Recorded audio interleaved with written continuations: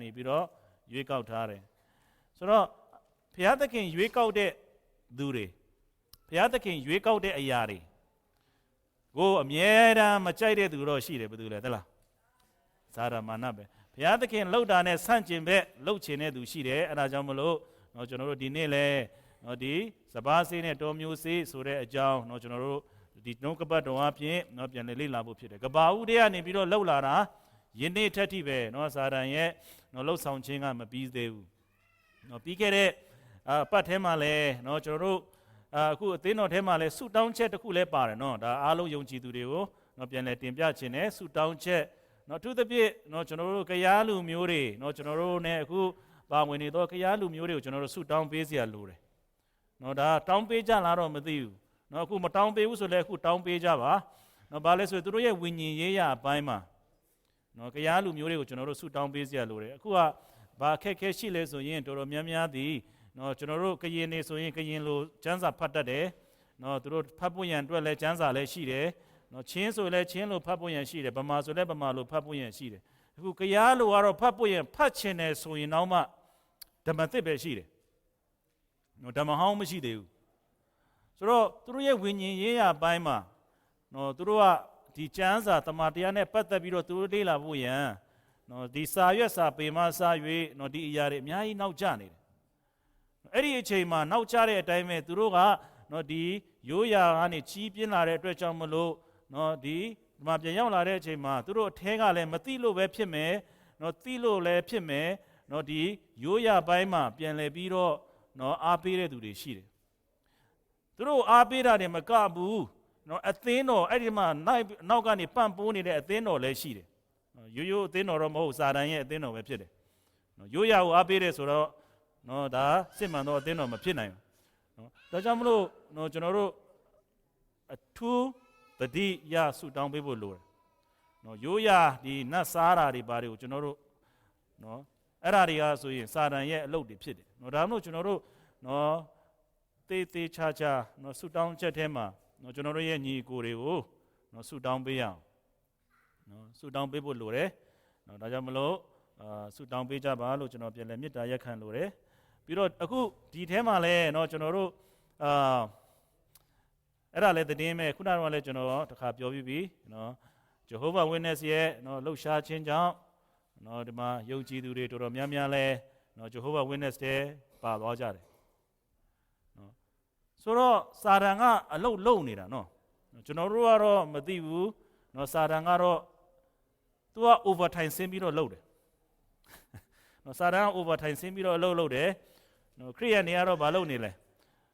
တချို့တွေအလုပ်တော့မလုပ်အလုပ်တော့မလုပ် overtime ဆင်းဖို့နေနေတာအလုပ်တော့မလုပ်ဒါဆိုရင်ကျွန်တော်တို့တွေအများကြီးဒီစုံစမ်းနောက်ဆက်အခုဒီဒုက္ခဆင်းရဲဒီစာတန်ရဲ့လက်ကွက်ထဲမှာကြားရောက်နေတယ်ဒါမှမဟုတ်ဒီနေ့ဒီနှုတ်ကပတ်တော်အဖြစ်ကျွန်တော်ပြန်လည်ပြီးတော့ခွန်အားပေးလို့တယ်ဖတ်ကြည့်အောင်ရှေးဥစွာမဿဲခရစ်ဝင်အခန်းကြီး23ငယ်24မှာအစစ်နဲ့တူသောအတူဆိုပြီးတော့အဲ့ဒါနဲ့ကျွန်တော်တို့ရင်သွားရအောင်မဿဲခန်းကြီး23ငယ်24မှာအခြားသောဥပမာစကားကိုမိန့်မြွက်တော်မူသည်ကားကောင်းကင်နိုင်ငံတော်သည်ကောင်းသောမျိုးစေ့ကိုလယ်၌ကျဲသောသူနှင့်တူ၏လူတို့သည်အိပ်ပျော်သောအခါသူ၏ရန်သူသည်လာ၍ကောင်းသောစပါးနှင့်လက္ခဏာတူသောတောမျိုးစေ့ကိုစပါးထဲ၌ကျဲ၍သွားလေ၏အပင်ပေါက်၍အသီးအနှံထွက်သောအခါတောပင်များလည်းထင်ရှားလျင်ကျွန်တို့သည်အိမ်ရှင်ထံသို့သွား၍သခင်ကောင်းသောမျိုးစေ့ကိုလယ်၌ကျဲ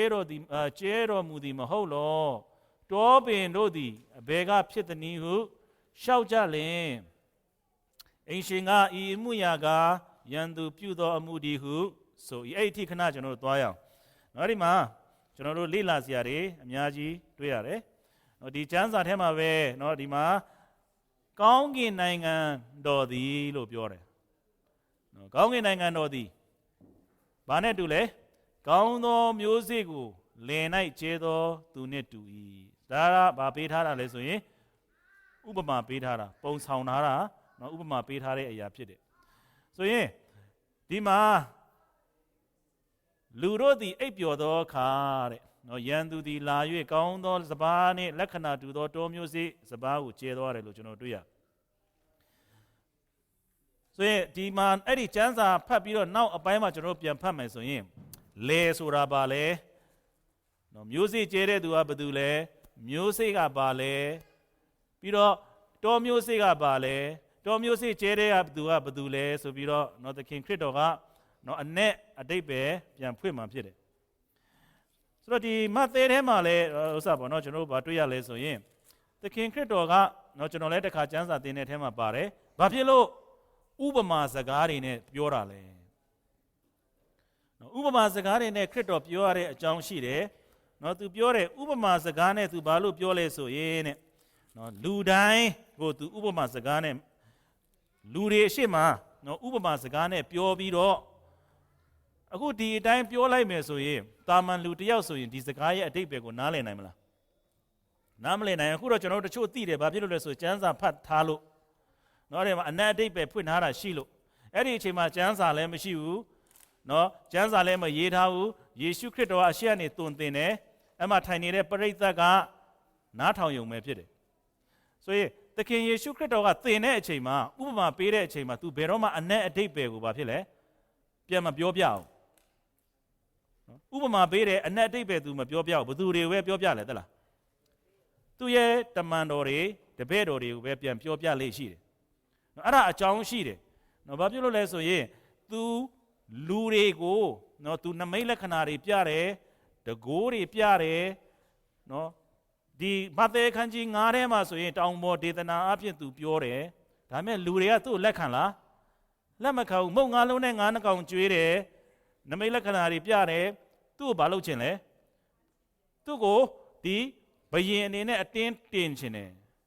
နော်သူတို့ကဒီယေရှုခရစ်တော်ကိုတကယ်မယုံဒါကြောင့်မလို့နောက်ဆုံးမှာယေရှုခရစ်တော်ကဒီလူတွေကတကယ်ကိုနော်ဘယ်လိုပဲပြောလက်မခံနိုင်တဲ့လူတွေဖြစ်တယ်အခုအချိန်ကနေစပြီးတော့နော်ငါဒီ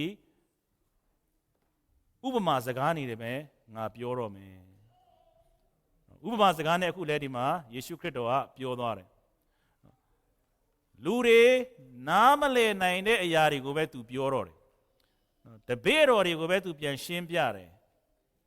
နော်အခုလဲကျွန်တော်တို့ကတော့ယုံကြည်သူတွေဖြစ်တဲ့အတွက်ကြောင့်မလို့နော်ဒီကျမ်းစာရဲ့စကားကိုကျွန်တော်တို့ဘာဖြစ်လဲနားလည်ရတော့အခွင့်ရှိတယ်ဆိုရင်အခုဒီမှာဘာတွေ့ရလဲဆိုနောက် slide တစ်ခုမှာနော်ကျွန်တော်တို့သွားရင်ဘာတွေ့ရမလဲဆိုရင်ယန်သူကဘာအလုပ်လုပ်လဲဆိုရင်အမြဲတမ်းအစစ်နဲ့အတုမားအောင်ဘာဖြစ်လဲလုပ်တတ်တယ်ရန်သူဒီအစစ်နဲ့အတုမားအောင်လုပ်တတ်တယ်အထူးသဖြင့်နော်ဒီမှာကျွန်တော်တို့အသင်းတော်တွေမိုးလိုပေါက်နေတယ်ဟုတ်တယ်မလားနော်အမေရိကန်နိုင်ငံမှာပို့ဆိုးတယ်ခေါ်နာတိုင်းမှာဘုရားကျောင်းရှိတယ်ဘယ်ဟာအစစ်ဘယ်ဟာအတုလဲကျွန်တော်တို့ပြောလို့လွယ်လား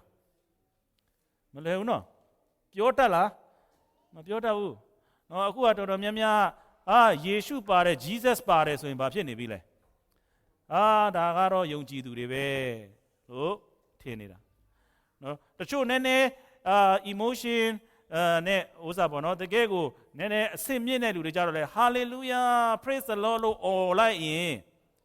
အဲ့ဒီအတန်ကြားရင်လေဒီလူတွေကဘာဖြစ်လဲတကယ်ယုံကြည်သူတွေပဲ born again နေပဲလို့လည်းပြန်ထင်တတ်တယ်ဘယ်ဟာအစစ်လဲဘယ်ဟာအတုလဲကျွန်တော်တို့အတိအကျဘာဖြစ်လဲမခွဲခြားတတ်ဘူးခွဲခြားဖို့အရန်ဘာဖြစ်လဲခက်တယ်နော်ပိုသိမယ်ဟုတ်လားနော်ကျွန်တော်တို့အဝတ်အစားဆိုရင်လည်းဘာရှိလဲအတုရှိတယ်နာယီဆိုရင်လည်းအတုရှိတယ်ကွန်ပျူတာဆိုရင်လည်းအတုရှိတယ်အခုလူတော်မှဘာဖြစ်လဲအတုလုံနိုင်မယ်နော်တခါလေကြာရင်ကျွန်တော်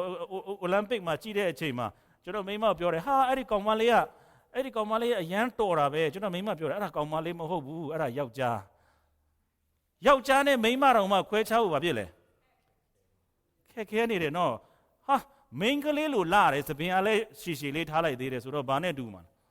မိန်းကလေးပဲနော်သွားပြီးတော့မသိတော့ယူမိနေဦးမှာနော်အခုကပူဆိုးတာကနော်ယောက်ျားတွေကလည်းဟိုအင်္ဂါပြောင်းဒီအင်္ဂါပြောင်းဆိုရင်ပို့ပြီးတော့ဘာဖြစ်လဲသွားပြီကိုယူထားတာတော့မိန်းမကြီးထင်နေတာနောက်ဆုံးကျတော့အင်္ဂါပြောင်းထားတဲ့ယောက်ျားဖြစ်နေတယ် မသိနိုင်ဘူးနော်ဒုက္ခရောက်မယ်လူပြိုတွေတတိထားနော်လူပြိုအပြိုတွေလည်းတတိထားကိုကြည့်နေတဲ့ကောင်မလေးကောင်လေးတွေကအတုလားအစစ်လားနော်မသိရင်ခွာကြမယ်အခုဒီခေတ်မှာပူတော့မှပူဆိုးနေသေးတယ်ပါလေယောက်ျားချင်းချင်းလဲယူခိုင်းတယ်မိန်းမချင်းချင်းလဲယူခိုင်းတယ်နော်ဘာမှမသိနိုင်တော့နော်အိမ်သားဆိုရင်လည်းအခုနောက်ပိုင်းကြရေယောက်ျားအိမ်သားမိန်းမအိမ်သားမရှိတော့အကုန်လုံးမဖြစ်လေသွားလို့ရတဲ့အိမ်သားတွေလည်းမဖြစ်လေလောက်ထားတယ် public restroom နေနော်ကိုဝင်သွားတယ်ဟာယောက်ျားလည်းဖြစ်เสียမလို့မိန်းမလည်းဖြစ်เสียမလို့ဘာဖြစ်လဲအဲ့အိမ်သားထဲမှာပဲသွားကြတယ်ဆိုတော့ဒီခေတ်ကနော်အတုနဲ့အစစ်နော်ပို့ပြီးတော့ဘာဖြစ်လဲခွဲခြားရခက်လာပြီအထူးသဖြင့်ဝိညာဉ်ရေးရမှာအတုနဲ့အစစ်ခွဲခြားရန်ဘာဖြစ်လဲမလွယ်တော့ဆိုတော့အတုနဲ့အစစ်ခွဲခြားနိုင်တဲ့သူပိုက်ဆံအတုပေါ်တယ်ဆိုရင်ပိုက်ဆံအတုကိုခွဲခြားတတ်တဲ့သူကဘယ်သူလဲဘန်ထဲကလူတိုင်းလဲပိုက်ဆံအတုသိလားမသိဘူးအဲ့ဒီဘန်ထဲမှာတော့မှအဲ့ဒီအတုနဲ့အစစ်ကိုခွဲတဲ့ specialist ဒီဘာဖြစ်လဲလိုအပ်တယ်ဟုတ်တယ်မလားအဲ့ဒီ specialist ကပဲဒါဒီပါလဲအတုဒါဒီအစစ်အဲ့ဒါတွေပြောပြမှပဲသူတို့ဘာလုပ်တတ်တာလဲခွဲခြားတတ်တယ်ဆိုရင်ဝိညာဉ်ရေးရမှာဒီခေတ်မှာအတုနဲ့အစစ်ခွဲခြားနိုင်တဲ့သူတွေကဘယ်သူပဲဖြစ်မလဲ specialist ဝိညာဉ်ရေးရမှာ specialist တွေပဲဖြစ်ရမယ်ဒါကြောင့်မလို့ဒီခေတ်မှာနော်ယုံကြည်သူတွေနော်ဘာလို့ဆရာလို့လဲဆိုရင် specialist ဖြစ်ပုံဘာလို့ ရလဲ specialist ဆိုတာမွေးတွေကဖြစ်လားမဖြစ်ဘူးဘာလို့ ရလဲပြင်ဆင်ရတယ်အခုဒါကြောင့်မလို့ခုန Davis College တက်မဲ့သူတွေကိုကျွန်တော်တို့ဘာလုပ်ပေးတာလဲဆူတောင်းပေးတာတရက်ကျရင်သူတို့ဘာဖြစ်လာမှာလဲ specialist တွေဖြစ်လာမှာကိုယ့်ကိုအထင်မသေးနဲ့နော်တရက်ကျရင်ဒီပညာကောင်းကောင်းသင်ပြီးတော့နော်ဝိညာဉ်တော်ကဥဆောင်နေဆိုရင်တရက်ကျရင်ကျွန်တော်တို့လည်းဘာလုပ်တတ်မလဲဒီပညာတွေလေ့လာတဲ့အခါမှာဝိညာဉ်တော်ကကျွန်တော်တို့ဥဆောင်တဲ့အချိန်မှာကျွန်တော်တို့ခွဲခြားပိုင်းခြားတတ်တဲ့ဉာဏ်ပညာပို့ပြီးတော့ပေးလိုက်မယ်ခုနကကျွန်တော်ဒံယေလကိုဖတ်သွားတဲ့အချိန်မှာအသက်85နှစ်ရှိမှပဲဒံယေလကိုဘာထပ်ပေးလဲဉာဏ်ပညာထပ်ပေးတယ်ခွဲခြားသိရှိတတ်ပွင့်ဉာဏ်ပညာဆိုရင်လူတိုင်းဒါကြောင့်မလို့နော်တမန်တော်ဝတ္ထုထဲမှာလည်းပါလဲယုံကြည်သူများတိုးပွားလာတဲ့အချိန်မှာတမန်တော်တို့စီမှာလာပြီးတော့သူတို့ရဲ့ဘာလို့ဘာသွန်သင်ခြင်းကိုနာခံလဲဆုံးမဩဝါဒပေးခြင်းကိုဘာဖြစ်လဲနာခံတယ်အဲ့ဒါကမရှိလို့မရအောင်ဘာလို့ဆိုရိုးရိုးတာမန်ယုံကြည်သူတယောက်ပဲဆိုရင်အတုနဲ့အစစ်ခွဲဖို့ရံဘာဖြစ်လဲနားမလည်နိုင်ဘူးနော်အခုစကားတွေအမျိုးမျိုးပဲထွက်တယ်ဟုတ်တယ်မလားဟာ Holy Spirit ဆိုရင်ဝိညာဉ်တော်ဆိုရင်အကုန်လုံးဘာဖြစ်နေပြီလဲဒါတော့တော်တော်ကောင်းနေပြီဒီလူတွေကတော့ဝိညာဉ်တော်နဲ့အလုံးလုံးတယ်ဒါပေမဲ့သူတို့သုံးတဲ့စကားတွေက Holy Spirit fire fire ဆိုပြီးတော့ဘာလုပ်လဲဘယ်က fire တွေကြလာလဲနော်ခါလေးကျကျွန်တော်တို့ကလေဟာအဲ့ဒါတွေကနားထောင်လို့ကောင်းတော့နောက်ပိုင်းကျတော့ဘာဖြစ်လဲယိုးသွားတယ်နော်ဒါပေမဲ့ကျမ်းစာထဲမှာအဲ့ဒါပါလားမပါလားပြန်စစ်ဆေးမဲ့အချိန်ကျွန်တော်တို့ဘာဖြစ်လဲမရှိတော့ဘူးနားမလဲတော့လူများ Holy Spirit fire ဆိုတော့ကျွန်တော်လည်း fire ချင်လာတယ်ဝိညာဉ်တော်မီးလောင်ပါမီးလောင်ပါဝိညာဉ်တော်မီးလောင်ပါဝိညာဉ်တော်မီးချပြီးတော့လောင်ပါဘာကိုသွားလောင်မလဲဘာကိုပြောတာလဲကျွန်တော်တို့မစင်စားတတ်တော့ဘူးဆိုရင်အခုကနော်အဲ့လိုမျိုးအရာတွေကအသင်းတော်ထဲမှာဘာဖြစ်လဲတိတ်တိတ်လေးဝင်လာပြီးတော့အခုတော့ဘာဖြစ်သွားပြီလဲအသင်းတော်တစ်ခုလုံးမှာပြန့်နှံ့ကုန်ပြီမသိတော့လူတွေကမသိတော့သချင်းဆိုရင်လည်းအခုဆိုရင်ဘာဖြစ်လဲဟာဘယ်သချင်းကမှန်လဲဘယ်သချင်းကမှားလဲမသိတော့လူငယ်တွေအားလုံးငကြက်ထဲမှာပါဘုရားသချင်းတော့နားထောင်နေတယ်အဲ့ဒါပါလေမသိတော့ဆိုရင်အတုနဲ့အစစ်ဆိုတာယန္တူအစစ်ကိုအမြဲတမ်းနော်ရောင်တောင်မဝဝါဖြစ်ဖို့ယန္တူဒီအမြဲတမ်းဘာလုပ်လဲအလုပ်လုပ်တယ်ဆိုရင်နံပါတ်1အဘယ်သို့သိနိုင်မနည်းတမန်တော်တွေကမေးတယ်လေခုနကတော့ဖတ်သွားတဲ့ကျမ်းစာထဲမှာတမန်တော်တွေကပြန်မေးတယ်ယေရှုခရစ်တော်နော်အဲ့ဒီဥပမာထဲမှာပါတယ်ဂျိုနေကဘယ်သူ့ကိုသွားမေးတယ်လို့ပြောလဲအိမ်ရှင်ကိုသွားမေးတယ်နင်းစိုက်ထားတာကတော့ဘာလဲစဘာမျိုးစေ့ပဲဘယ်ကနေပြီးတော့တောမျိုးစေ့တွေပေါက်လာတာလဲအဲ့ဒီဂျိုနေသည်သူတို့ဒီလိုမလုပ်ဘူးနော်ဂျိုနေသည်ဘာမလုပ်လဲဆိုရင်သူတို့စတွေးလိုက်တဲ့အချိန်မှာဟာဒါ တော်မျိုးစေ့တွေပဲလို့သူတို့တွေးတဲ့အချိန်မှာကဲငါတို့ဒါတော်မျိုးစေ့ဖြစ်နိုင်တယ်လို့သူတို့သိတော်လဲသူတို့ဘယ်သူ့ကိုမေးလဲအိရှင်ကိုမေးတယ်ဘာဖြစ်လို့မေးတာလဲတေးသေးချာချာသိအောင်ဒါကြောင့်မလို့ကျွန်တော်တို့လည်းအတုနဲ့အစစ်ဝိညာဉ်ပိုင်းမှာလည်းအမြဲတမ်းကျွန်တော်လုပ်နိုင်တာတစ်ခုရှိတယ်အဖကျွန်တော်ဖော်ပြပါဒီလူသည်စစ်မှန်သောသူဟုတ်လားဝိညာဉ်ရေးရမှာတကယ်ပဲသူသည်မှန်သောသူဟုတ်မဟုတ်ကျွန်မကိုဘာဖြစ်လဲဖော်ပြပါလို့ဘယ်သူကိုမေးရမလဲကျွန်တော်တို့ရဲ့အဖဖခင်ခရစ်တော်ကိုအဖဖခင်ကိုမေးရမယ်ခရစ်တော်အဖြစ်ကျွန်တော်တို့ဘာလုပ်ရမလဲမေးစရာလိုတယ်အိမ်ရှင်ကိုသွားမေးတဲ့ကဲတော့ကျွန်တော်တို့လည်းဘာလုပ်ရမလဲမေးရမယ်အခုပြဿနာယုံကြည်သူတွေကပါလေစုမတောင်းဘူးဟုတ်တယ်မလားမမေးဘူးပြဿနာတစ်ခုဖြစ်လာရင်ဘယ်သူစီပြေးလဲတငယ်ချင်းစီပြေးမယ်တင်းဟုတ်ဆရာစီပြေးမယ်ဟိုဆရာမေးဆရာဒီဟာအရန်ထူးဆန်းတာပဲနော်ဘာလဲမသိဘူးစုတောင်းမပြီလားစုလည်းမတောင်းဘယ်သူစီကအပြေလို့ခြင်းလဲတင်းဟုတ်ဆရာစီကအပြေလို့ခြင်းတယ်ကျွန်တော်တို့အရင်စလို့ရမှာကဝိညာဉ်ရေးရမှာဟာ TV ထဲမှာအင်တာနက်ထဲမှာအောပွဲရနမိတ်လက္ခဏာတွေတွေ့တယ်ဒီလူကတော့ဒါလှုပ်လိုက်တယ်ဆိုကျွန်တော်တို့တွေ့တယ်ဆိုရင်နံပါတ်1ကျွန်တော်တို့မေးရမှာဘယ်သူမေးရမှာဖျားစီတိုးဝင်ပြီးတော့ဖဖျားဒီအရာဒီစစ်မှန်သောအရာဟုတ်မဟုတ်ကျွန်တော်ဘာဖြစ်လဲဝိညာဉ်တော်အပြင်သိစေတော်မူပါဆုတောင်းရမယ်နော်ဆုမတောင်းမဲနဲ့ကျွန်တော်တို့မသိနိုင်ဘူးပြီးတော့နော်ရန်သူကဘယ်လိုအလုပ်လုပ်လဲဆိုရင်ဘယ်အချိန်မှာအလုပ်လုပ်တယ်လို့ပြောလဲညအချိန်မှာအဲ့ဒီမှာတဲ့အဲ့ဒီလူတွေကဘာလုပ်နေကြတယ်လို့ပြောလဲအိပ်ပျော်နေကြတယ်အိပ်ပျော်တာကောင်းလားမကောင်းလားဟေးအိပ်ပျော်တယ်ဆိုတာလဲလိုတယ်ဟုတ်တယ်မလားနော်တရက်မှာ24နာရီရှိတယ်24နာရီမှာဘယ်နှစ်နာရီလောက်တော့အိပ်ရမလဲ8နာရီလောက်တော့အိပ်ရမယ်ဆိုရင်နားဖို့အချိန်လဲရှိတယ်ဒါပေမဲ့ကျွန်တော်တို့သိရမှာကကျွန်တော်တို့နားတဲ့အချိန်မှာအမြဲတမ်းဘယ်သူအလုပ်လုပ်လဲရန်သူစာတန်သည်အမြဲတမ်းအလုပ်လုပ်တယ်ဒါကြောင့်မလို့မထင်မှတ်တဲ့အချိန်မှာမထင်မှတ်တဲ့သူနဲ့စာတန်သည်အမြဲတမ်းမလုပ်တယ်အလုပ်လုပ်တယ်အထူးသဖြင့်ရွေးချယ်ထားသောသူတွေခန့်ထားသောသူတွေကိုသူမလုပ်လဲတိုက်ခိုက်တယ်ဒါကြောင့်မလို့ကလေးလေးတယောက်ကိုငငယ်လေးတွေကနေပြီးတော့ဒီအရာလေးသင်ပေးလိုက်သူတစ်သက်လုံးမှာဖြစ်လဲမမေ့တော့ဒါကြောင့်မလို့ကျွန်တော်တို့ကလေးတွေကိုအခုဒီမီဒီယာနဲ့ဒီအင်တာနက်တွေအရာတွေကအကုန်လုံးမလုပ်နေလဲကျောင်းတွေကမလုပ်နေလဲငယ်ငယ်လေးတွေကသူတို့ရဲ့အုံနောက်ကိုမလုပ်နေလဲရိုက်သွင်းပြီးတော့သင်ပေးနေတယ်အဲ့ဒါကိုသိကြရလားမသိဘူးနော်ကောင်းမလေးတယောက်ဆိုတာဒီအရေးအချင်းရှိရမယ်ဒီလိုလာရမယ်အင်တာနက်ထဲမှာ TV ထဲမှာအဲ့လိုသင်ပေးတယ်ကောင်းလေးဆိုတာဒီလိုခန့်ခန့်ညာညာရှိရမယ်ဒီလိုဖြစ်ရမယ်သင်ပေးတယ်ကျမ်းစာနဲ့တော့ကြိုက်လားမကြိုက်ဘူးဒါပေမဲ့ကျွန်တော်တို့လည်းကလေးတွေကိုမပြထားဘူးလားပြထားတယ်သူတို့ကိုငယ်ငယ်လေးတွေကနေပြီးတော့အုံနောက်ထဲမှာအဲ့ဒီအရာတွေကဘာဖြစ်လဲရိုက်ထည့်ပေးနေတယ်အဲ့ဒါတော့မှမချေနဲ့အဖေမေတွေကဘာပြန်ဝယ်ပေးသေးလဲ iPad တွေ iPod တွေပြန်ဝယ်ပြီးတော့သူတို့အတွက်ပို့ပြီးတော့ဘာဖြစ်သွားလဲကောင်းသွားတာပေါ့ဟုတ်တယ်မလားရန်သူအသုံးပြုဖို့ရဒါကြောင့်မလို့ကျွန်တော်တို့သတိထားရမယ်ငါရဲ့သားသမီးတွေနော်အခုငယ်ငယ်လေးတွေကနေပြီးတော့သွန်သင်မယ်ဆိုရင်နော်ကျွန်တော်တို့လည်းသိရမယ်ကျွန်တော်မိမလည်းအများအားသတိပေးတဲ့ခါလေးကျကျွန်တော်တို့ကြည့်ချင်တယ်ဒါပေမဲ့ကလေးတွေရှိတယ်နော်တွေ့လားအဲ့ဒါကျွန်တော်ပြန်သတိပေးတယ်လေဘာလို့ဆိုတော့ကျွန်တော်တို့ရဲ့ကလေးတွေမြင်လို့ရတဲ့အရာမမြင်လို့ရတဲ့အရာပြီးရင်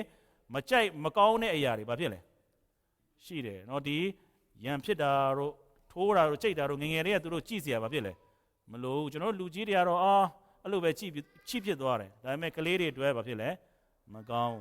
ရန်သူကနီးအမျိုးမျိုးနဲ့အမြဲတမ်းပါလဲအဲ့လိုလုပ်တယ်ကျွန်တော်တို့မသိတဲ့အချိန်မှာမသိတယ်လို့ပဲသူဘာလုပ်သွားလဲလှုပ်သွားတယ်မျိုးစေ့စိုက်သွားတယ်မျိုးစေ့လေးစိုက်သွားတာပဲမျိုးစေ့လေးစိုက်သွားတယ်အခုကျွန်တော်တို့ရဲ့အထူးသဖြင့်ကလေးတွေထဲမှာသူဒီအမြဲတမ်းဘာလုပ်နေလဲမျိုးစေ့စိုက်နေတယ်အသင်းတော်ထဲမှာလည်းဘာလုပ်လဲမျိုးစေ့စိုက်တယ်အခုကျွန်တော်ကရားလူမျိုးတွေကိုဆုတောင်းပေးပါလို့ဘာလို့ပြောလဲသလားရန်သူဒီသူတို့ကိုဘာလုပ်မှာလဲမျိုးစေ့စိုက်ခြင်းနဲ့သူတို့ကဝိညာဉ်ရေးရမှာအခုအားနေတဲ့အပိုင်းမှာရှိတယ်ဆိုရင် ဝိညာဉ်ရေးရအားကြီးတဲ့သူကိုတိုက်တာကောင်းလားဝိညာဉ်ရေးရအားနည်းတဲ့သူကိုတိုက်တာလွယ်လားဝိညာဉ်ရေးရအားနည်းတဲ့သူတွေကိုဆွဲဆောင်တာအလွယ်ဆုံးပဲလွယ်လွယ်လေးပဲသူ့အိတ်ထဲထည့်လိုက်ရုံပဲနော်ဒါကြောင့်မလို့နော်ကျွန်တော်တို့တွေနော်ဒီရန်သူဘာလို့အလုတ်လုတ်တယ်လဲဆိုတာသိစရာလိုတယ်အမြဲတမ်းအချိန်ပြည့်သူအလုတ်လုတ်တယ်နော်ဒါပေမဲ့တခုပဲကျွန်တော်သိရတာခွဲခြားလို့ရတာကနော်အစစ်နဲ့အတုဘယ်လိုခွဲခြားမလဲအသီးအနှံအားဖြင့်ထင်ရှားတယ်ခုနကတော့ဖတ်သွားတဲ့ကျမ်းစာထဲမှာကျိုနေကလာပြီးတော့အိမ်ရှင်ကိုလာပြောတယ်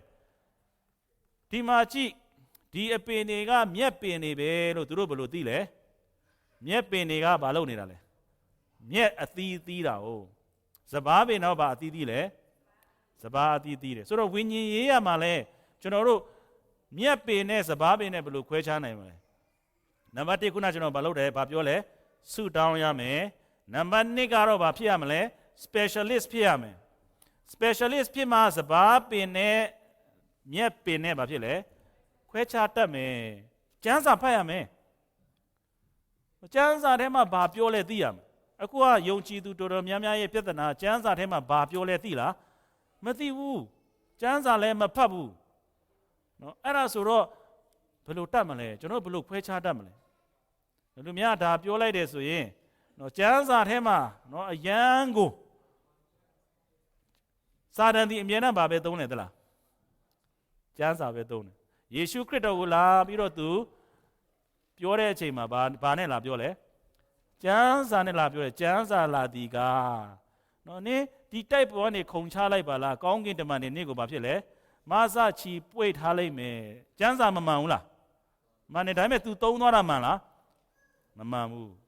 စာတန်ကအဲ့လိုအမြဲတမ်းလုပ်တယ်ကျမ်းစာကိုသုံးတယ်ဒါပေမဲ့အဲ့ဒီကျမ်းစာနဲ့ဆန့်ကျင်ဘက်အမြဲတမ်း तू ဘာလုပ်လဲလုပ်တယ်ဝိညာဉ်စုကျေးဇူးများကျမ်းစာထဲမှာမပါဘူးလားပါတယ်ဒါပေမဲ့စာတန်ကဘယ်လိုသုံးလဲဝိညာဉ်စုကျေးဇူးတွေကိုမဟုတ်တဲ့အရာနဲ့ तू ဘာလုပ်သွားလဲသုံးသွားတယ်အမျိုးမျိုးသောဘာသာစကားသုံးတယ်နမိတ်လက္ခဏာဒါကျမ်းစာထဲမှာရှိတယ်ဒါပေမဲ့စာတန်ကဘယ်လိုလုပ်သွားလဲပေါက်ကရလုပ်သွားတယ်ဆိုတော့မသိရင်တော့ကျွန်တော်တို့ဘာဖြစ်သွားမလဲရန်သူလက်ထဲမှာကျွန်တော်တို့ကြာသွားဆိုဝိညာဉ်ရေးရမှာအမောင်ကြတာလောက်ကြောက်စရာကောင်းတာဘာဖြစ်လဲမရှိဘူးနော် Roman Catholic တွေနော်သူတို့ဒီတမန်တော်ကြီးတွေသေဆုံးသွားတဲ့နောက်ပိုင်းမှာ Roman Catholic တွေဘာလုပ်လဲသလားဝိညာဉ်ရေးရမှာအမောင်ကြဖို့ရန်သူတို့ဘာလုပ်လဲစာတန်ကသူတို့ကိုအသုံးပြုတယ်နှစ်ပေါင်း1500နီးပါးလောက်လူတွေကျမ်းစာလည်းမဖတ်ခိုင်းဘူးနော်သူတို့ကိုယ်တိုင်လည်းစုမတောင်းရဘူးနော်အကုန်လုံးကဘာဖြစ်သွားလဲဝိညာဉ်အမောင်ထဲမှာကျသွားတယ်အခုလဲနော်ဒီခေတ်ဒီယောဟန်လည်းပြောတယ်ပေါလုကလည်းပြောတယ်ပေတရုကလည်းပြောတယ်နောက်ဆုံးသောကာလရောက်လာလေနော်မိစ္ဆာပရောဖက်တွေဒီဘာဖြစ်လဲပိုများလာလေဖြစ်လိမ့်မယ်ဆိုတော့အခုဒီဘေးပတ်ဝန်းကျင်မှာဘသူကအစစ်ဘသူကအတုလဲနော်ကျွန်တော်တို့ပြောလို့မရအောင်ဆိုရင်နောက်ကျမ်းချက်တစ်ခုကိုကျွန်တော်တို့ဘယ်လိုဖြေရှင်းမလဲဆိုတော့ဘုရားဒီလိုပြောဒီကျမ်းစာထဲမှာနော်အကျွန်ုပ်တို့သည်သွား၍အခုကအဲ့ဒီကြုံနေကဘာလုပ်ချင်တာလဲသူတို့သွားမယ်အကျွန်ုပ်တို့သည်သွား၍တောပင်တို့ကိုရွေးနှုတ်စေခြင်းကအလိုတော်ရှိသလိုဟုမေးလျှောက်ကြလေဆိုတော့ဒီကြိုနေကဘာလုပ်ချင်တာလဲမြက်ပင်တွေကိုဘာလုပ်လိုက်မှာလဲဆွဲနှုတ်လိုက်မှာမြက်ပင်ဆွဲနှုတ်တဲ့အလုပ်ကမလွယ်ဘူးနော်အဲ့ဒီခေတ်မှာယောမလက်ထက်မှာနော်အခုဒီဟာဖြစ်တဲ့အချိန်မှာယောမလက်ထက်မှာဒီဟာကစိုက်ပျိုးရေးနဲ့ဆိုင်တယ်အမြဲတမ်းအခုဒီယေရှုခရစ်တော်ပြောတဲ့ဥပမာသည်တာမန်ဥပမာပဲဖြစ်တယ်နော်ဒီဟာဒီအမြဲတမ်းဖြစ်နေလို့ယေရှုခရစ်တော်ဒီဥပမာပေးတာဘာလို့လဲဆိုတော့အိမ်နီးချင်းတွေကလေဆိုင်တယ်ဂျုံဆိုင်တယ်နော်သူတို့ရဲ့ business ကိုဖျက်ချင်ရင်သူတို့ဘာလုပ်ရလဲသလားညအချိန်မှာသွားပြီးတော့အဲ့ဒီလေထဲမှာအကုန်လုံးပါလဲမြက်ပင်တွေသွားပြီးတော့တောပင်တွေသွားကျဲလိုက်အမြဲတမ်းဣသရေလနိုင်ငံမှာဖြစ်လေရှိတယ်အဲ့ဒီလိုမျိုးဖြစ်တဲ့အတွက်ကြောင့်မလို့ယောမအစိုးရကလည်းအဲ့ဒါလုပ်မယ်ဆိုရင်နော်အကြီးအကျယ်တန်တက်တယ်အဲ့ဒီလေထဲမှာအဲ့ဒီမျိုးစေ့ကျဲလိုက်ပြီးဆိုရင်မြက်ပင်တွေပေါက်ပြီးဆိုရင် လေကွင်းတကွင်းလုံးကိုဘာဖြစ်လဲပြည့်သွားတာမြက်ပင်ကပေါက်တာအရက်မြန်တယ်နော်နောက်ခုကျွန်တော်တို့ဒီသိမ့်မကြတော့ spring ရောက်တော့မယ်ဆို TV ထဲမှာလေchannel ထဲမှာလားမသိလူတယောက်ထွက်လာတယ်သူအများနဲ့ဗာပြောလဲဆိုရင်ဒါကတော့မြက်ပင်ဒါကတော့တကယ်အပင်ဆိုပြီးတော့သူဗာလောက်တာလေအဲ့ဒီပြောတဲ့ program ရှိတယ်တွေ့ဘူးလားမသိဘူးသူပြောတယ်ဒီပန်းလေးကအရန်လာလို့နင်တို့အိမ်ထဲမှာယူပြီးတော့မဆိုင်လိုက်နဲ့နော်တဲ့ချက်ချင်းမဲ့အကုန်လုံးပြန့်ပွားပြီးတော့နင်တို့တော့နှုတ်လို့မနိုင်တော့ဘူးမြက်ပင်ကအဲ့လိုပွားတာဒါပေမဲ့လာလားအရန်လာတယ်တကယ်ပန်းကလေးလိုပဲလာတယ်ဒါပေမဲ့ဘာပင်ဖြစ်နေတာလဲမြက်ပင်ဖြစ်နေတခါလေကြာရင်ကျွန်တော်တို့ spring ရောက်လာရင်အဲ့ဒီကွေးနေထဲမှာဘာပန်းလေးတွေပေါက်လဲပန်းအဝါလေးတွေပေါက်တယ်မတွေ့ဘူးလားနော်တခါလေကြာရင်ကွင်းတစ်ကွင်းလုံးကိုဝါထိန်ပြီးတော့မလနေဘူးလားဒါပေမဲ့အဲ့ဒါဘာအပင်လဲမြက်ပင်အဲ့ဒီမြက်ခင်းကိုဖျက်ဆီးတဲ့အပင်ဒါမှမဟုတ်အမေရိကန်နိုင်ငံမှာပိုက်ဆံအကုန်ဆုံးအဲ့ဒီအပင်ကိုတတ်ဖို့อ่ะနော်သူတို့ဆေးတွေမျိုးမျိုးနဲ့လေဖျန်းတာဆိုတော့မြက်ပင်ကအဲ့လိုမျိုးဝိညာဉ်ရေးရမှလည်းဒီလိုပဲနော်ကျွန်တော်တို့အထဲမှာစာတန်ဒီအများအားဘာလို့လဲမြက်ပင်စိုက်တယ်ဆိုရင်ဒါပေမဲ့ကျွန်တော်တို့ကနှုတ်ဖို့ကကျွန်တော်တာဝန်မဟုတ်ဘူးเนาะဒီမှာသခင်ကဘယ်လိုပြောလဲဆိုရင်အိမ်ရှင်ကထိုသို့ငါအလိုမရှိတောပင်တို့ကိုရွေးနှုတ်လင်စပားပင်တို့ကိုယောနော၍နှုတ်မိစိုးရင်စရာအကြောင်းရှိ၏ဘယ်အချိန်ထိစောင့်မှာလို့ပြောလဲစပားရိတ်တိကာလတိုင်အောင်အပင်နှမျိုးတို့သည်အတူကြီးပွားပါလေစေစပားရိတ်တိကာလရောက်လင်တောပင်တို့ကိုရှေ့ဦးစွာဘာလို့မလဲရွေနှုတ်၍မီးရှို့ခြင်းကစီနောင်ကြလောစပားကိုကကြည်၌စုသိမ့်သွင်းထားကြလောဟုရိတ်တော်သူတို့ကငါစီရင်မီဟုအိမ်ရှင်ဆိုသည်ဟုမိန့်တော်မူ၏ဒါကြောင့်မလို့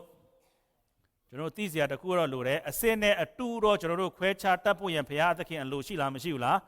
ရှိတယ်အဲ့ဒီအစင်းနဲ့အတူခွဲခြားတတ်ဖို့ရန်လဲဘုရားကိုမေးဖို့ရန်ဘုရားအလိုရှိလားမရှိဘူးလား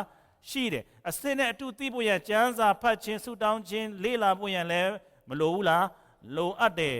ဒါပေမဲ့နှုတ်ဖို့ရန်တော့ဘုရားသခင်အလိုရှိလားမရှိဘူးဒါကြောင့်မလို့ပတ်ဝန်းကျင်မှာဒီအသင်းတော်ဘလို့ဖြစ်နေလဲဟိုအသင်းတော်ဘလို့ဖြစ်နေလဲဖြစ်ပလိမ့်စေဒါပေမဲ့ကျွန်တော်တို့ကတခုပဲသိရမှာခွဲခြားတတ်ရမယ်သူတို့လုံနေတာမှန်သလားမမှန်သလားဆိုတာကျွန်တော်တို့ဘာနဲ့ပဲခွဲခြားရမလဲတမန်ကျမ်းစာနဲ့ပဲခွဲခြားပြီးတော့သူတို့ကိုကျွန်တော်တို့ကတော်တော်များများဘာလုပ်ချင်တာလဲအဲ့ဒီထဲမှာဝင်ပြီးတော့အကုန်လုံးကိုကျွန်တော်တို့ကဖြည့်ရှင်းပလိုက်ချင်တယ်မရဘူးကျွန်တော်တို့ကဘာပဲလုပ်စရာလို့လဲသူတို့အတွက်ဆုတောင်းပေးရမယ်ဒါကြောင့်မလို့သခင်ယေရှုခရစ်တော်ကပြောတယ်ယန်သူကိုပါလဲချစ်ပါဒီမှာပြောတယ်အဲ့လိုသွားလို့မိရင်ဘာအပင်တွေပါထိကုန်မလဲစပားပင်တွေကိုပါထိခိုက်ကုန်မယ်တော့တခါလေကြာရခုဆရာတွေတော်တော်များများလုံနေတာအဲ့လိုတော့အသင်းတော်ထဲဝင်ပြီးတော့သူတို့ကဖြည့်ရှင်းခြင်းတယ်ဒါပေမဲ့ဘသူတွေကိုထိခိုက်သွားလဲတကယ်စစ်မှန်တဲ့ယုံကြည်သူတွေကိုထိခိုက်ပြီးတော့ပြဿနာတွေတက်ပြီးတော့အဲ့ဒီအသင်းတော်လည်းပြိုကွဲသွားတယ်ဒီအသင်းတော်ကမစစ်မှန်ဘူးမားတယ်ဆိုရင်ကျွန်တော်တို့လှုပ်ရှားတစ်ခုပဲရှိတာပါလေစောင့်ပါပြီးရင်သူ့အတွက်မလုပ်ပေးပါလေဆုတောင်းပေးပါသွားပြီးတော့ယံမဖြစ်နဲ့အခုယုံကြည်သူတွေကဘာလုပ်ချင်တာလဲယံဖြစ်ချင်တယ်ယောဟန်နဲ့ယာကုပ်နဲ့ယောဟန်လိုမျိုးယုံကြည်သူများတယ်ဟုတ်တယ်မလားယာကုပ်နဲ့ယောဟန်လိုမျိုးယုံကြည်သူတွေကဘာလုပ်လဲသခင်ယေရှုခရစ်တော်ပြောတယ်လေဒီလူတွေကဟိုမှာကြည့်နော်သခင်ယေရှုခရစ်တော်ရဲ့နာမည်တွေကိုသုံးပြီးတော့လုပ်နေတယ်ကောင်းကင်ကနေမီးချပြီးတော့သူတို့ကိုဘာလုပ်လိုက်ပါလဲတတ်ပလိုက်ပါယာကုပ်နဲ့ယောဟန်အဲ့လိုမျိုးလုပ်ချင်တယ်အခုခရစ်ယာန်တွေလည်းနည်းနည်းတက်လာသိလာပြီးဆိုဘာလုပ်ချင်လဲယာကုပ်နဲ့ယောဟန်ကဲ့သို့ပဲသူတို့ဘာဖြစ်လဲအကုန်လုံးကိုတတ်ချင်တယ်ဘုရားကတော့အဲ့လိုအခွင့်မပေးဘူးမလုံးနဲ့အဲ့လိုမလုံးနဲ့ထားလိုက်ပါသူတို့ပေါက်ပလိစေနော်သူတို့အသင်းတော်လဲကြီးထွားပလိစေရန်သူရဲ့အသင်းတော်လဲမလုပ်မှာလဲ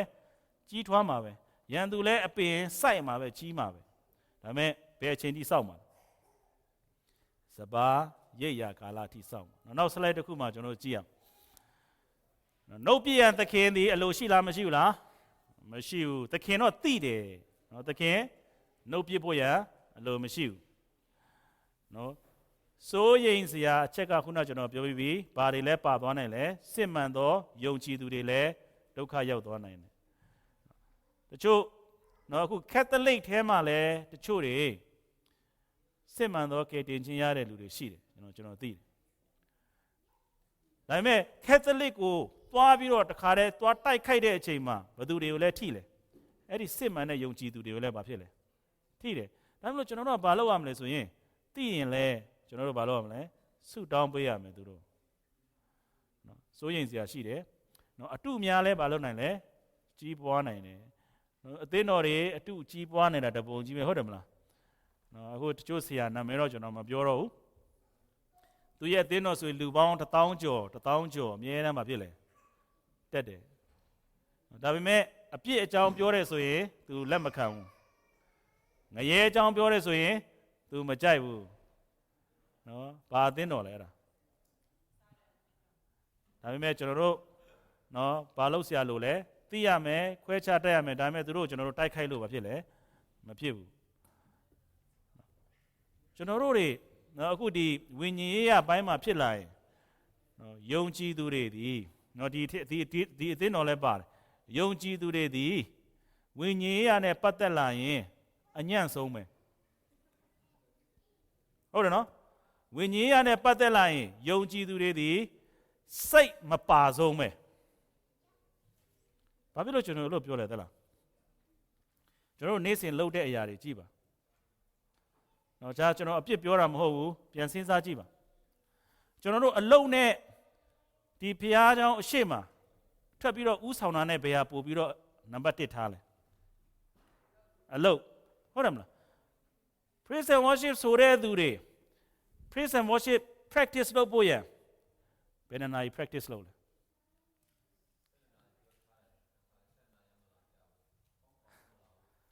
နော်အဲ့ဒါတော့မပြောချင်တော့ဒါပေမဲ့ပြန်ပြီးတော့စဉ်းစားကြည့်ဘယ်အရာကိုပို practice လုပ်လဲဘလောက်အချိန်ပေးလဲဒါဖယားသခင်ကိုချီးမွမ်းမဲ့အရာဒီအရာကိုကျွန်တော်တို့က15မိနစ်လောက် practice လုပ်လိုက်ရင်တော့မဖြစ်သွားပါလဲပြီးသွားပြီဟုတ်တယ်မလားစဉ်းစားကြည့်ပါဝိညာဉ်ရေးရနဲ့ပတ်သက်လိုက်ရင်ကျွန်တော်တို့ပေးတဲ့အချိန်ကဘယ်လောက်ရှိလဲနည်းနည်းပဲဘယ်လောက်ဝမ်းနည်းစရာကောင်းဒါမှမဟုတ်ဝိညာဉ်ရေးရနဲ့ပတ်သက်လိုက်ကျွန်တော်ယုံကြည်သူတွေကအယံကိုညံ့တယ်အယံကိုအချိန်လည်းမပေးဘူးကွာရဆိုမယ်ဆိုရင်ကွာရဆိုတဲ့လူတွေလည်းကျွန်တော်တွေ့ဘူးတယ်အရှိရောက်မှဒိုရေမီဆိုအတန်ညိနေတာတကယ်တော့ဘယ်ထဲကပြီးတော့ practice လုပ်ထားရမလဲအပေါ်မှာတက်ခေအိုးအဝေးတဲ့အကြာကြီးတဲ့အကုန်လုံး practice လုပ်ပြီးတော့မလုပ်ရမလဲ ready ဖြစ်နေရဝိညာဉ်ရနဲ့ပတ်သက်လိုက်ကျွန်တော်တို့ကလုံးဝဂီယူမဆိုင်တာကျမ်းစာသိမယ်ဆိုရင်လည်းကျွန်တော်တို့ဘာဖြစ်လဲအများအားဖုန်းဆက်ရတယ်ဖုန်းခေါ်ရတယ်အခုကျွန်တော်ပြောတာအပြစ်တင်နေတာမဟုတ်တော့ကျွန်တော်ပြန်ထောက်ပြနေတာကျွန်တော်တို့ယုံကြည်သူတွေဒီဝိညာဉ်ရေးရနဲ့ပတ်သက်လာရင်အယံညံ့တယ်ဒါကြောင့်မို့လုကာထဲမှာဖခင်ယေရှုခရစ်တော်ကပြောလဲနင်တို့ယုံကြည်သူတွေကမယုံကြည်သူတွေလောက်တောင်မှအလုံးမလုံးတတ်ဘူးလုကာထဲမှာပါတယ်အဲ့ဒီမယုံကြည်တဲ့ဗန္နာဆိုးကသူ့သခင်ရဲ့ပစ္စည်းတွေကိုသူအလွဲသုံးစားလုပ်တဲ့အချိန်မှာသခင်ကသိသွားတယ်လေသိသွားတော့သူ့ကိုခေါ်တယ်လာခဲ့မိုက်မဲတဲ့နော်သူနင်းကငါအလုတ်ဖြုတ်တော့မယ်လို့ပြောလိုက်တဲ့အချိန်မှာအဲ့ဒီဗန္နာဆိုးဒီဘာပြန်လုပ်လဲသူပြန်သွားပြီးတော့စာအုပ်ပြန်ဖွင့်တယ်ဟာငါသခင်မှာဘယ်သူတွေအကျွေးရှိလဲအကျွေးရှိတဲ့လူတွေအားလုံးကိုအကျွေး1000ရှိတဲ့လူတွေကိုရှော့ပလိုက်တယ်900နော်900ရှိတဲ့လူတွေကိုဒီလောက်ရှော့လိုက်ပြီးတော့ကဲယူလာကြအကုန်လုံးမှာဖြစ်လေအကျွေးလာဆက်ကြလို့ပြောလိုက်တော့1000ပေးရမယ်လူက900ပဲပေးမယ်ဆိုမပျော်ဘူးလားပျော်တယ်ဆိုတော့သခင်ကချီးမွမ်းတယ်ယေရှုခရစ်တော်ကချီးမွမ်းတယ်အဲ့ဒီလူကိုကြည့်နော်သူဒီလိမ္မာပါနတ်စွာပြုပြီးဘသူအတွက်သူလုပ်တာလဲသူ့အတွက်သူလုပ်တယ်သူအလုပ်ပြုတ်သွားရင်ကျန်တဲ့လူတွေကိုသူမျက်နှာသာပေးထားတော့သူတို့ကလည်းသူ့ကိုဘာလုပ်အောင်မလဲပြန်ပြီးတော့ဂရုစိုက်အောင်မှာဆိုတော့သူစားပေါက်အတွက်သူကြည်တတ်တယ်ဒါမှမဟုတ်ယေရှုခရစ်တော်ကပြောတယ်နင်တို့ယုံကြည်သူတွေလည်းနင်တို့ရှိတဲ့ငွေနဲ့ဒီနိုင်ငံတော်ကြီးတွားဖို့ရန်အသုံးပြုတတ်ရလားဒါမှမဟုတ်နောက်တစ်ပတ်ကျရင်ကျွန်တော်ရှိတဲ့ပိုက်ဆံနဲ့အသုံးပြုတတ်ဖို့ရန်နော်အဲ့ဒီမှာရောဂျာဘာတစ်ကနေပြီးတော့လာသင်ပေးမယ်ဝိညာဉ်ရေးရနဲ့ပတ်သက်လာရင်ကျွန်တော်တို့တွေဘာလဲသူငယ်တန်းပဲရှိတယ်ဘယ်တော့မှသူငယ်တန်းလည်းမတက်တော့ဘူးတက်လည်းမတက်ချင်ဘူးလေစာမှမဖတ်ချင်တာဆိုတော့နော်ပြန်ပြီးတော့စဉ်းစားကြည့်ပါဒါမှမဟုတ်ကျွန်တော်တို့ယန်သူကကျွန်တော်တို့ကိုအများကြီးမလုပ်နိုင်လဲလွယ်လွယ်လေးနဲ့သိမ်းသွင်းသွားနိုင်တယ် ဆိုတော့အဲ့ဒီကျမ်းစာထဲမှာပါလဲဆိုရင်ခရစ်တော်ကပြောတယ်နင်တို့သွားလဲမဆွဲနှုံးနဲ့သွားလဲမတိုင်းနဲ့တရက်ကြရင်ကကဘာကိုရင်ငါဘာလုပ်မလဲငါစီရင်မယ်နော်စီရင်မဲ့သူကဘာတူလဲယေရှုခရစ်တော်ဖြစ်တယ်နော်နောက်ကျမ်းတစ်ချက်မှာဆက်ပြီးတော့ကျွန်တော်ကြည့်အောင်အ내အတိတ်ပဲနော်ပြန်သိဖို့ရန်ယေရှုခရစ်တော်ကပြောတယ်နော်အဲ့ဒီဂျားထဲမှာနော်နောက်ဥပမာတစ်ခုခံသွားတယ်နော်အရင်ကပြန်ဖတ်ကြည့်ပါနော်ဒါပေမဲ့အဲ့ဒီဥပမာပေးပြီးတဲ့အချိန်မှာတမန်တော်တွေကယေရှုခရစ်တော်စီလာတယ်ဘာလာမင်းလဲဆိုထို့နောက်မှာယေရှုသည်လူစုအဝေးများကိုလွတ်၍အိမ်တို့ဝင်တော်မူပြီးမှတွေ့တယ်နော်သူအ내အတိတ်ပဲပြန်ပြောတော့မယ်ဆိုဘသူတွေကိုလွတ်လိုက်လဲလူအစုအဝေးကိုဘာဖြစ်လဲပြန်ခိုင်းလိုက်တယ်ဘသူတွေကိုပဲသိခွင့်ပေးတာလဲတမန်တော်တွေကိုပဲသိခွင့်ပေးတာတပည့်တော်တို့သည်ချင်းကပ်၍တဲ့လင်၌ကျဲသောတိုးမျိုးစေ့ဥပမာအတိတ်ပဲကိုကျွန်ုပ်တို့အားဖော်ပြတော်မူပါဟုရှောက်ကြလင်အဲ့ဒီမှာလည်းဗာပြန်တွေ့ရလဲဆုတောင်းတာရှောက်တယ်ဆိုတာဘာလို့တာလဲဆုတောင်းတာကိုပြောဒါမှမဟုတ်ကျွန်တော်ယုံကြည်သူတွေကအမြဲတမ်းဘာလိုအပ်လဲဆုတောင်းရမှာလိုအပ်တယ်တောင်းမှာဆိုတော့တကယ်လို့တပည့်တော်တွေမမေးဘူးဆိုသခင်ကပြောပြမလားမပြောပြဘူးနော်ဒါမှမဟုတ်ခင်ဗျားတို့လည်းမမေးဘူးဆိုရင်သိမလားမသိဘူးဆုမတောင်းရင်နော်အ내အတိတ်ပဲကိုကျွန်တော်တို့ကဖော်ပြတော်မူပါဟုရှောက်ကြလေနဲ့ကိုတော်ကကောင်းသောမျိုးစေ့ကိုကျဲသောသူသည်လူသားဖြစ်၏လူသားဆိုတာဘာတူလဲခရစ်တော်ဖြစ်တယ်နော်ကောင်းသောမျိုးစေ့ကျဲတယ်ဆိုတော့နိုင်ငံတော်လို့ပြောတဲ့အချိန်မှာခရစ်တော်စပြီးတော့သူမျိုးစေ့ကျဲတဲ့အချိန်ကနေပြီးတော့သူပြန်လာမဲ့အချိန်အထိကိုပြောခြင်းဖြစ်တယ်ဟုတ်ပြီနော်အဲ့ဒီအချိန်ကိုပြောတာနိုင်ငံတော်ဆိုတာကိုတော်ကကောင်းသောမျိုးစေ့ကိုကျဲသောသူသည်လူသားဖြစ်၏လေကားဘာလဲဤလောကဖြစ်၏နော်အသင်းတော်ဖြစ်၏လို့မပြောဘာဖြစ်၏လို့ပြောလဲဤလောကဖြစ်၏ဒါမှမဟုတ်ဒီလောကထဲမှာစာရန်သည်ဘာလုပ်နေတာလဲချဲလဲနေတာကြိုက်သလိုလုပ်နေတာနော်ကောင်းသောအစစ်ကဘာဖြစ်တယ်လို့ပြောလဲနိုင်ငံတော်သားဖြစ်၏တကယ်တမ်းတော့အခုဒီအချိန်နဲ့ဆိုဘာနဲ့ပြောမလဲယုံကြည်သူတွေကိုပြောတာနော်တောမျိုးစေ့ကနတ်ဆိုးသားဖြစ်၏အဲ့ဒါဘာတူလဲမယုံကြည်တဲ့သူတွေနတ်ဆိုးသားတွေဖြစ်တယ်အဲ့မှာတစ်ချက်ကျွန်တော်ပြောချင်တယ်အခုကျွန်တော်တို့ယုံကြည်သူတွေကဘလောက်အထိမျက်စိကန်းလဲဆိုရင်အသင်းတော်ထဲမှာမယုံကြည်တဲ့သူတယောက်လာရင်ကျွန်တော်တို့ကမျက်နှာသာပေးပြီးတော့တစ်ခါလေးကျရင်ဘာလုပ်ခိုင်းလဲဆုတောင်းခိုင်းတယ်ဒရမ်တီးခိုင်းတယ်ဆိုလိုဆိုခိုင်းတယ်သူယုံကြည်သူလားမယုံကြည်သူလားကျွန်တော်တို့သိလားမသိဘူးဒါပေမဲ့လုံနေကြမဟုတ်ဘူးလားဟုတ်တယ်နော်အသင်းတော်တွေမယုံလိုက်ကြည့်နော်အသင်းတော်တွေမယုံလိုက်ကြည့်ဟာလာပြီးဆိုရင်တခါတည်းကိုဘာလုပ်ချင်တာလဲနေရာပေးပလိုက်ချင်တာကျွန်တော်တို့အသင်းတော်မှာတော့နော်နည်းနည်းပြောထားတယ်အနည်းဆုံး6လဒီလူစောက်ကြည့်ပါနော်အသီးနှံထွက်လာမယ်လေ6လလောက်စောက်ကြည့်လိုက်ပါအသီးသီးလာမှာလဲသူ့ကိုကြည့်ပါအဲ့ဒီကြမှာပဲကျွန်တော်တို့ဘာဖြစ်ရမလဲအသုံးပြုလို့ရမရအခုကတော့လူတွေကမဟုတ်ဘူးတခါတည်းလာတော့သူ့အသင်းတော်မှာဆွဲထားကျွန်တော်တခါတည်းဘာပေးလဲနေရပေးလိုက်တယ်မရဘူးဝိညာဉ်ရေးရမှာကျွန်တော်တို့လုပ်လို့မရဘူးဒါမလို့ဘာသိရမလဲတောမျိုးစေ့ကနတ်ဆိုးသားဖြစ်၏နော်နေရပေးလို့မရဘူးနေရပေးလက်တံတခါတည်းကိုပြန့်ကျဲကုန်မှာနော်တောမျိုးစေ့ကိုကျဲသောယံသူကဘာသူဖြစ်လဲမာနဖြစ်၏ဆိုနောက် slide တစ်ခုကျွန်တော်အနက်ကတော့ကျွန်တော်ဆက်ပြီးတော့ရှင်းပြစရာမလိုတော့ထို့နောက်မှယေရှုသည်နော်လူမဟုတ်တော့စပါးရိတ်သောကာလကဤကဘာကုံသောကာလဖြစ်၏နော်ဒါလည်းရှင်းနေတာမဟုတ်တယ်မလားစပါးရိတ်တဲ့ကာလသည်ယေရှုခရစ်တော်ဒုတိယအချိန်ပြန်လာမယ့်အချိန်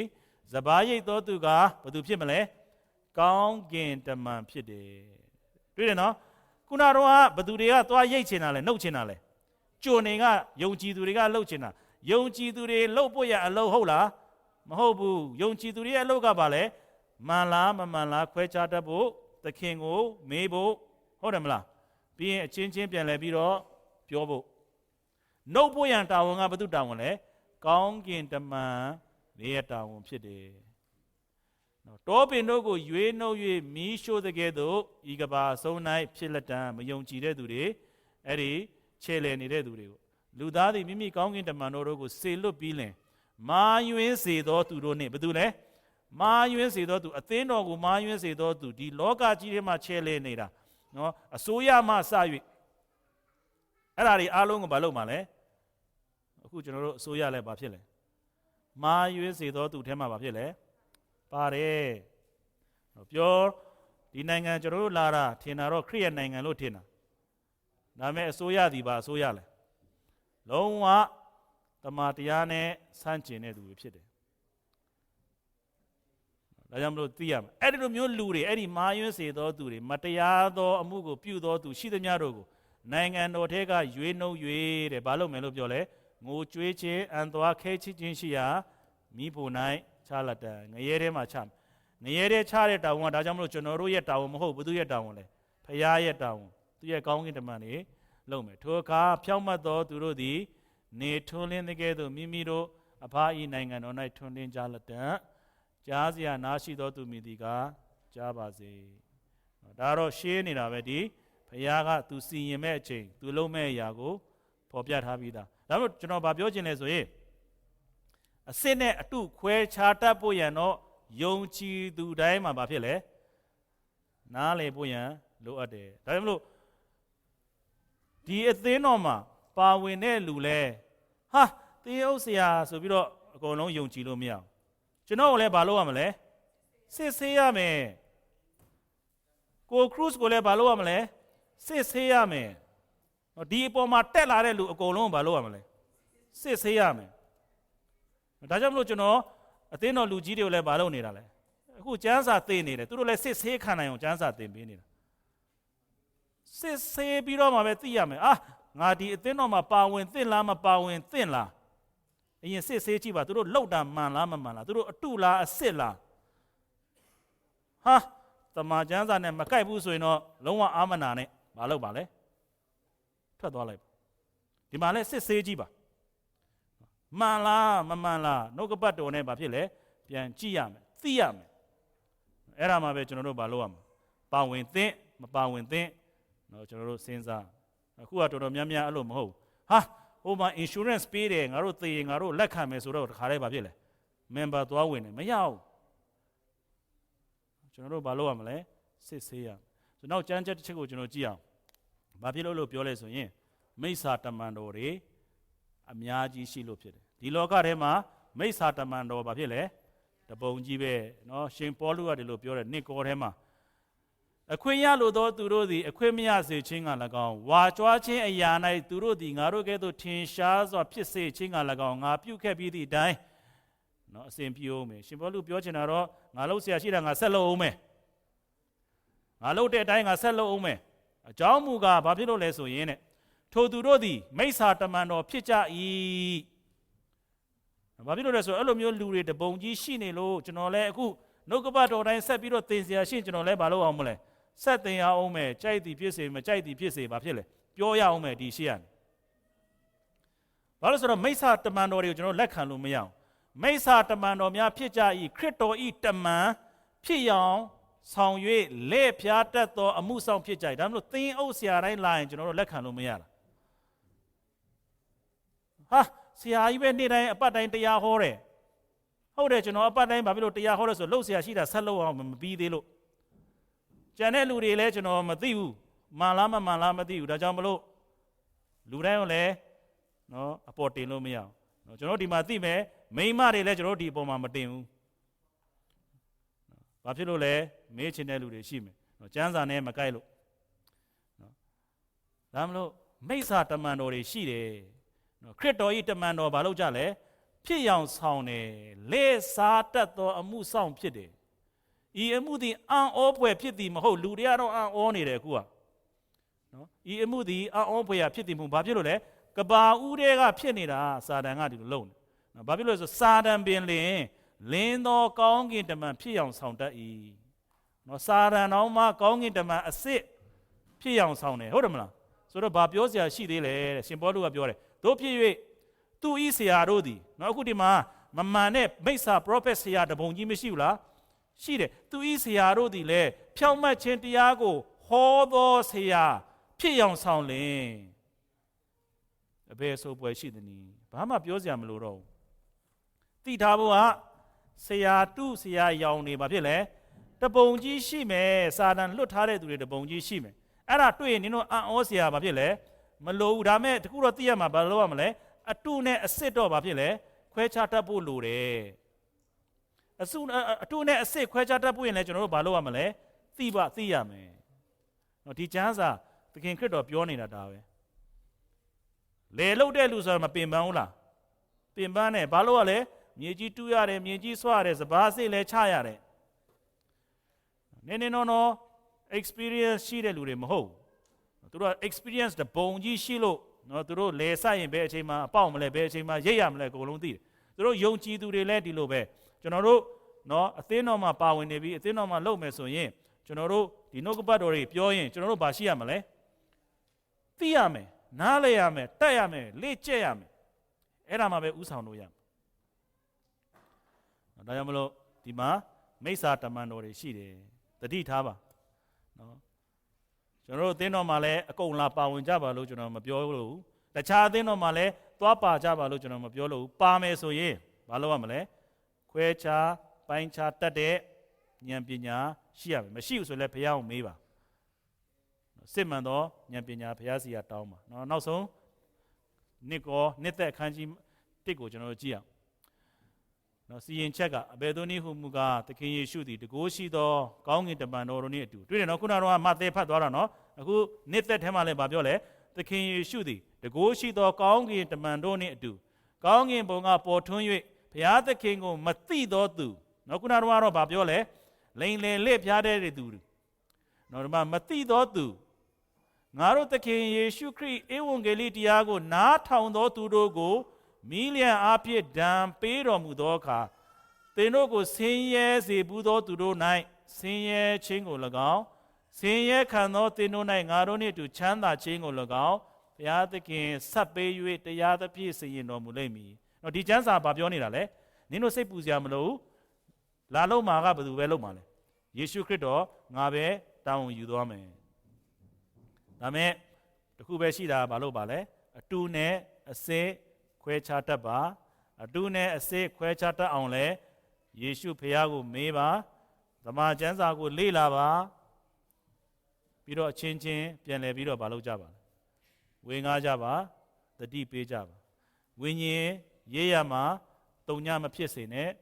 ဝိညာဉ်ရေးရမှာဘာဖြစ်ပါလဲကြီးပွားတိုးတက်သူတွေဖြစ်ပါစေ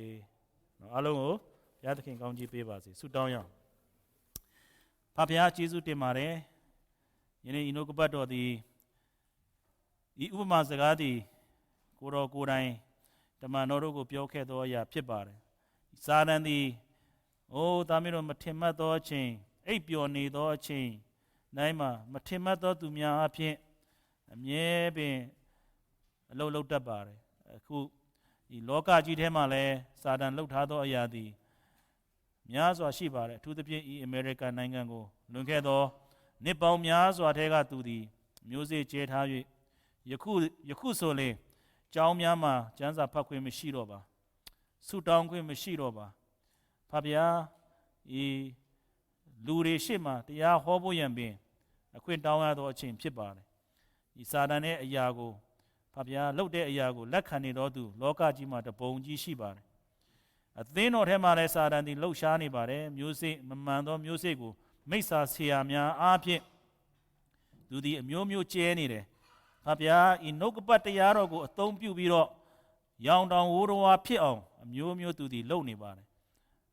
ဘာယခုမှထိုင်နေသောရှိသောယုံကြည်သူများကိုကိုရရှင်စကားပြောတော်မူပါသားမီးတို့သည်ဝိညာဉ်ရေးနဲ့ပတ်သက်လာရင်အလွန်ပင်အားနည်းပါတယ်အချိန်လည်းမပေးတတ်ပါအလုတ်အကိုင်ငွေကြေးနောက်သို့လိုက်တတ်ပါတယ်ဖဗျာယနေ့ဒါမျိုးဝိညာဉ်ရေးမှာမဆင်းရဲဖို့ရန်ဝိညာဉ်ရေးမှာချမ်းသာသောသူများဖြစ်စေဖို့ရန်ဒီမှာထိုင်နေသောသူများကိုစကားပြောတော်မူပါအတုနဲ့အစစ်ခွဲခြားတတ်ဖို့ရန်ဤနှုတ်ကပတ်တရားတော်ကိုလေ့ကျက်သောသူများကိုရရှင်ထံတော်၌ဒူးထောက်လက်တိုးဝင်သောသူများအချိန်ပေးလျက်လေ့လာသောသူများအချိန်ပေးလျက်ပြင်ဆင်သောသူများဖြစ်စေတော်မူပါကိုရရှင်သိပါတယ်အတုနဲ့အစစ်ကိုကိုရရှင်ကိုယ်တိုင်လာရောက်ပြီးတော့ဖြည့်ရှင်းမိဖြစ်သည့်အတွက်ကျေးဇူးတင်တယ်ဘာကျွန်တော်လည်းကိုရရှင်ဆက်လက်ခွန်အားပေးပါသွန်သင်ဆုံးမနိုင်သောဉာဏ်ပညာပေးပါကိုရရှင်လာမည့်အချိန်ကိုရရှင်ပြန်လည်ပြီးတော့ဤစီရင်မည့်အချိန်ဒီအကောင်းဆုံးဖြစ်ပါတယ်ကိုရရှင်နာမတော်၌တောင်းလျှောက်တယ်ဤသင်းတော်လည်းကိုရရှင်အသွေးတော်နှင့်ကွယ်ကာတော်မူပါမည်အကြောင်းယေရှုနာမတော်မြတ်၌ဆုတောင်းဆက်ကပ်နာပါ၏